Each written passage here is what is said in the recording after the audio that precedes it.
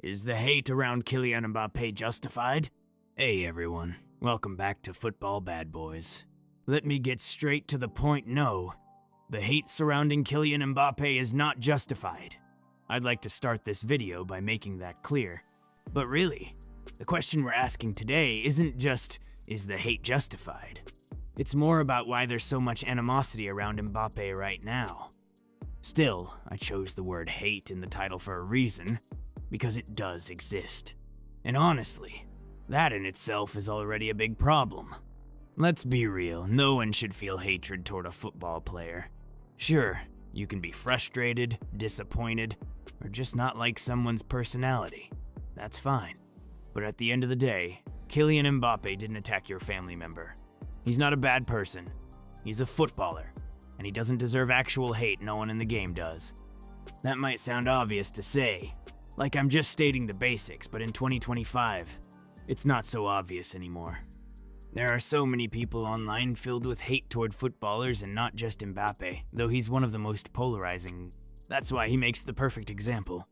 In this video, we're going to dig into this situation from a few angles. First, we'll talk about the context in Madrid. I won't go too deep since I already made a full video about what's going wrong at Real Madrid this season. Then, we'll get into what Mbappé represents, because to understand the backlash, you need to understand the symbol Mbappé has become. And in some ways, he's a victim of his own image. From there, we'll look at Mbappé's communication. This is where a lot of people's issues with him really start. What does he say? How does he carry himself? What fuels the fire? And finally, I'll give you my personal opinion. Do I like Mbappé? Do I think he deserves the criticism? Because as someone who talks about football every week, I've both defended and criticized him, and every time, someone calls me either a fanboy or a hater. So today, I'm setting the record straight. This is a complex topic. We're gonna talk about hate in football. Something that shouldn't exist, but unfortunately, is everywhere right now. So grab a seat, get comfortable, and let's dive into this new episode of Football Bad Boys. A toxic context at Real Madrid. Real Madrid are having a disappointing season. Now, let's be clear, it's not a disaster. They've made a decent run in the Champions League, and they're on track to finish second in La Liga. But this is Real Madrid we're talking about here. Anything short of winning everything is seen as failure. Last season, they won La Liga and the Champions League. So the contrast this year is sharp. And that's important to understand at Madrid. Expectations are sky high, and so is the pressure. The club isn't just a football team, it's a machine built to win, season after season. It's like a luxury lifestyle. You don't just live comfortably, you live in opulence. And once you're used to that, anything less feels like a crisis. Let me put it this way. As a fan of FC Nantes, I get excited just seeing my team avoid relegation. That's a huge win for me. Meanwhile, a Real Madrid fan might feel nothing after winning the Champions League, because to them, that's the baseline. And in that kind of environment, tension is always close to the surface. Right now, Real Madrid are an unbalanced team. They're full of talent but lacking cohesion. There are problems everywhere, and if you want a deep dive into that, check out the video I already made on how to fix this broken Real Madrid. But there's one last piece of context that's important here, and that's what happened during Real's last match. Mbappé didn't play. He was in the stands. And when the camera panned to him, the Bernabéu booed. Now, let's be honest. This single moment isn't the reason I'm making this video. That particular scene, it's not even a big deal. At the Santiago Bernabéu, everyone gets booed. Zidane was booed. Cristiano Ronaldo was booed. It's just how that stadium works. So of course, Mbappé wasn't going to be an exception. But still, that was the final drop for me. The moment that made me say, okay, this thing is overflowing.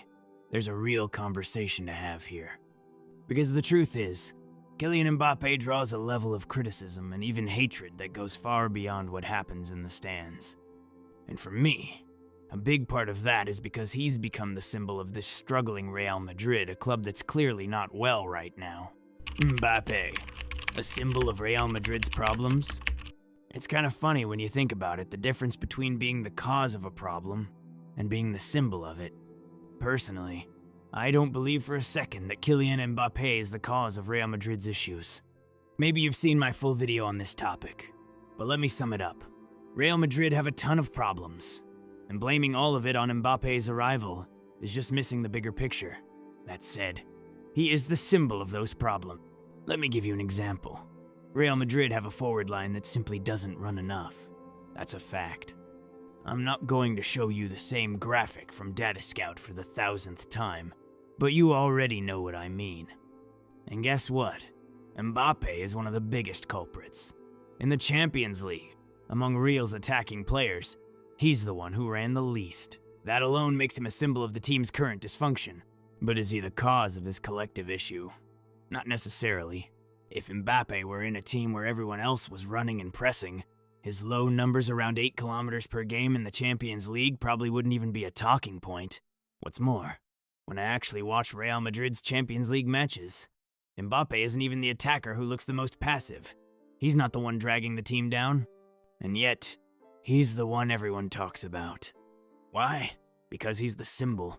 This team won everything last year. Then they made a huge investment this summer, symbolized by none other than Kylian Mbappé. And now, things aren't working. Naturally, people need someone to blame. They need a scapegoat. Because, honestly, it's hard to fully grasp all the factors behind Madrid's struggles. Not everyone sees how weak the center-back pairing has become. Not everyone realizes how much the team depended on Toni Kroos and how badly his departure has hurt them. Even if you do understand all of that, sometimes you still look for someone to point the finger at. That's just human nature. We've all done it. We've all looked for a simple answer to a complex problem. And for many, that answer is Mbappé. He runs less.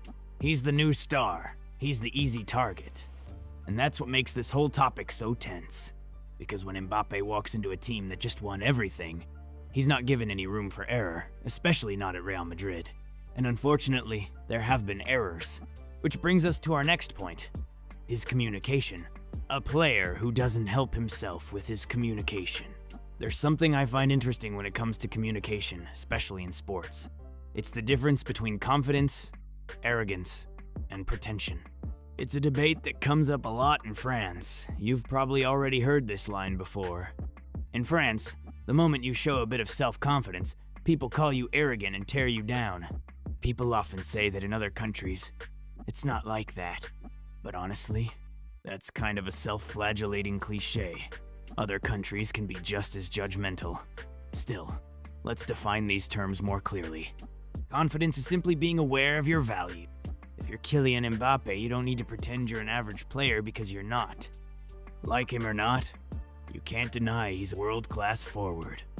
So when he says, "I'm a great striker," that's just a fact. That's not arrogance or pretension. Arrogance is different. That's when a player communicates with superiority or contempt. Like if Mbappé acted like he was above his teammates, or spoke in a way that put others down, that would be arrogance. And pretension? That's when someone overestimates themselves. For example, if Mbappé said he could single-handedly win every match from now on, that would be pretentious. He hasn't quite said that, by the way. I'm exaggerating for the example. Now, with that framework in mind, where does Mbappé land? Well, when I look at his past communication, especially during his time at Paris Saint-Germain, I'd say that yes, he didn't just show confidence. There were times he was flat out arrogant, and I think that's part of why he triggers such strong reactions online. Whenever I tweet about Mbappé, whether I'm defending him or criticizing him, I always get swarmed by PSG fans. It's wild. Of course, that's understandable. Mbappé was the face of PSG for years. There are a lot of French fans who support Real Madrid. Sure, but there are way more PSG supporters, and they feel betrayed. And I honestly believe his arrogant communication style at PSG broke some hearts. It frustrated a lot of people. And now, it's coming back to bite him with fans who can't stand him anymore, to put it plainly. So, what about now? At Real Madrid? Honestly, I still think his communication is clumsy. That doesn't justify the hate, and let me be clear. No footballer should ever be the target of hate. They're just athletes at the end of the day.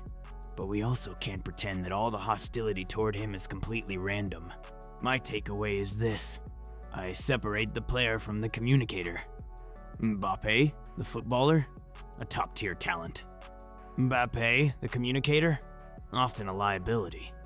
And it blows my mind that the French media used to call him a communication genius when he was younger, just because he could string together robotic-sounding sentences in well-structured French.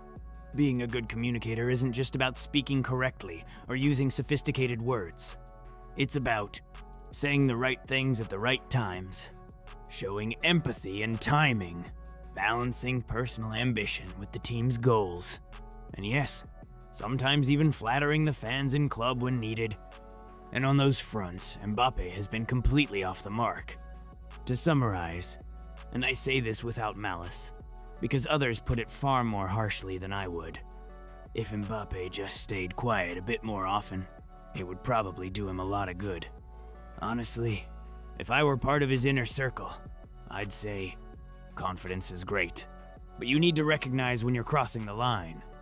Because at the end of the day, he's just a person. Yes, he's 25 now, no longer a teenager, but still, we don't speak with the same maturity at 25 as we do at 45. And I really believe Mbappé would benefit from just talking a little less sometimes. Is Kylian Mbappé making himself unlikable? You've understood by now, do I think the hate is justified? In my opinion, hate is never justified when we're talking about a football player. So let's stop calling it hate when it comes to Kylian Mbappé. The real question is the dislike, the animosity toward Mbappé understandable? Well, yes, but it's been blown way out of proportion. Let me explain. What bothers me most with the Mbappé situation is that you're either for him or against him. There's no middle ground.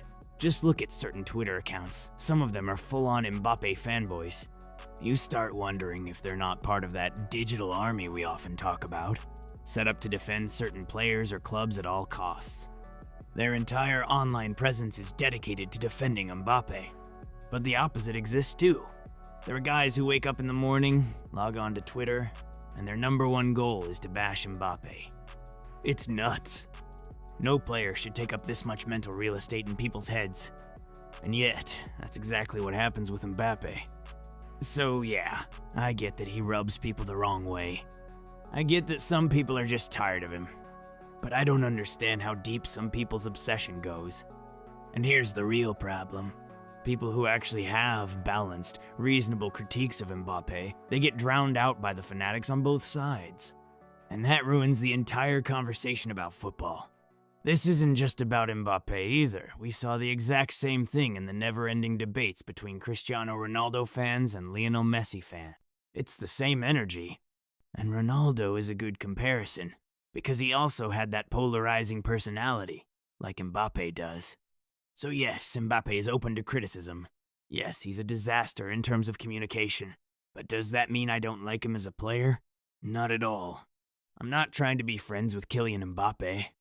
Some people talk about him like they're being asked whether they'd go out for drinks with the guy after work. Spoiler, you're never going to hang out with Kylian Mbappé. Here's the deal. Mbappé sometimes annoys me with how he communicates. But my connection to him is called football. He plays it. I watch it. Do I enjoy watching him on the pitch? Sometimes he frustrates me. Sometimes he delivers great performances. But none of that stops me from appreciating his talent when he's at his best. And like I often do at the end of my videos, here's a call for nuance. If all you do is bash Mbappé over and over, you're going to become inaudible.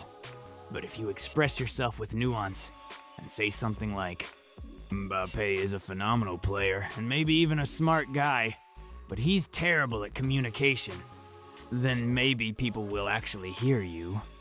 So that's it. Mbappé is a divisive figure, and I sincerely hope he bounces back at Real Madrid. He hasn't had a catastrophic first season, far from it. He's not the main reason for Real Madrid's problems. And again, I invite you to check out the video I made on that topic. But if we're talking about winning people's hearts, yeah, he's got a long way to go. And that'll take work. On the football side, on the communication side, and on the collective, organizational side, and that last one doesn't depend on him alone. See you tomorrow for another video. Take care.